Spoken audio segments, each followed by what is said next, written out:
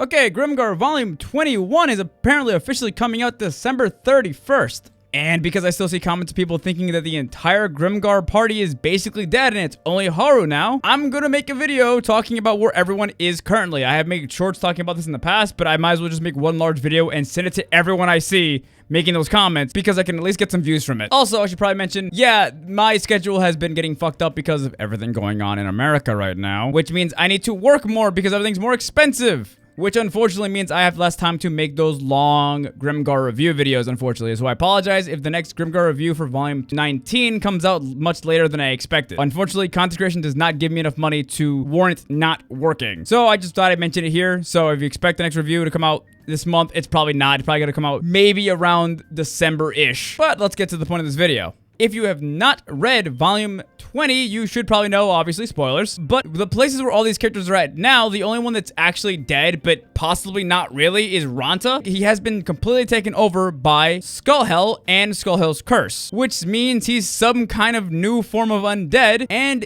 supposedly, from the leaks that I have seen online, Ranta might still be in the story, but we're not 100% sure, so take all that with a grain of salt. If you're wondering how he died because he was getting taken over by the curse, and he asked Haru to kill him. Haru proceeded to stab him in multiple vital organs and slit his throat. But knowing the story, he's probably not dead. Or at least he's not gone. Next up, Haru, after a very large fight with a bunch of people who were taken over by Skullhell and by Lumiaris, Haru ran away and actually ended up in front of the mysterious tower, otherwise known as the Ark. He sees the top of the Ark explode, and Shihoru flies out of the Ark. A couple corpses fly out of the building as well from the explosion, one of which is Hayamu, and the other one is actually Aaron Leslie, or the Lord of Mysterious Tower, or also the guy who took everyone's memories in the story. Haru actually walks up to Aaron Leslie's body, who is basically cut in half at this point. Aaron Leslie actually turns his body around and shoots a black hand out of his mouth and puts it into Haru's mouth and transfers himself into Haru's body. This results in Haru becoming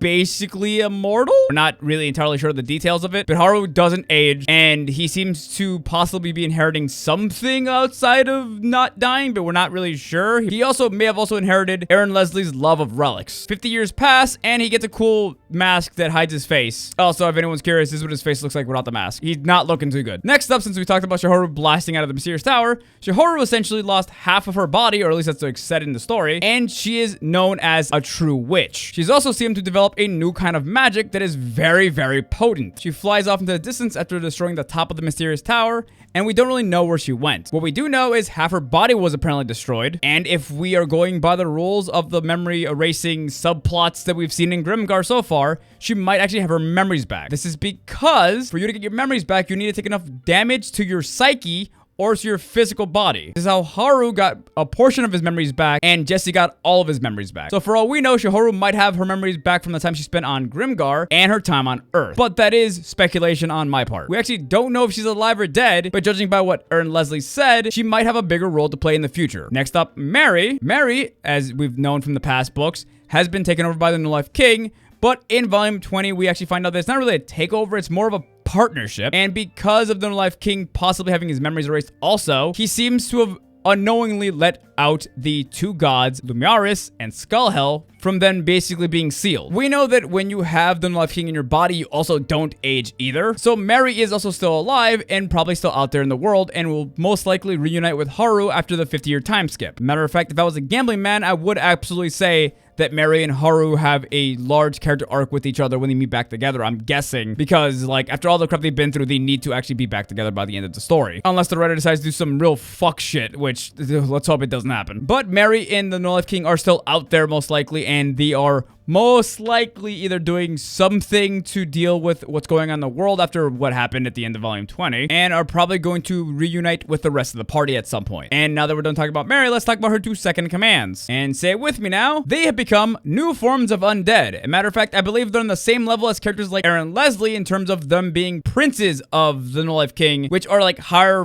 form undeads who are more powerful. But they do seem different than other undead as well. They seem to have their psyche actually back to normal. At the end of volume 19, they actually have a moment where it kind of seems like they're gonna go after Haru, but they actually don't, and aren't even any level of mean to him. They actually go back kind of to normal, which a bit of a letdown, but also they're just stronger now, but they seem to be themselves. I don't know other than that, honestly. We do have some leaks from future books if you guys want me to go into that, but from the last time we see them in volume 20, they seem to be kind of like partners. One is intelligent and controls and manages everything, while the other one is like the enforcer. He's like, Kuzaku's really, really strong now. And it's heavily implied that they both have possibly new powers. Especially Setora, because we haven't seen anything from her. So it wouldn't surprise me if she has some crazy new thing under her belt. And lastly, the only character that might actually be gone now might actually be Yume, but she's still technically alive. Yume is the only person that is actually able to age in their group now. She had granddaughters and became in charge of a village in the Red Continent. She also had a son named Ruin, and supposedly we have a spin-off like short story about him coming in future books. But as far as I'm aware, Yume seems to still be alive and sending her granddaughters out on a mission to find something for her, which I'm guessing is Haru or the rest of the party. But that's basically where every character from Haru's party currently is in the story. If you have any questions about what's going on, let me know in the comments, and when volume 21 comes out, I will review it like as I did for volume 20, and I will also add it to my list of the summary videos that I plan to make for these books in the future. Again, super sorry if some of my longer videos are going to take longer to make because of everything going on in this country right now, and America fucking sucks. But I also have to think about the well-being of my family, my dog, and myself. If anybody wants to help at all, and I know that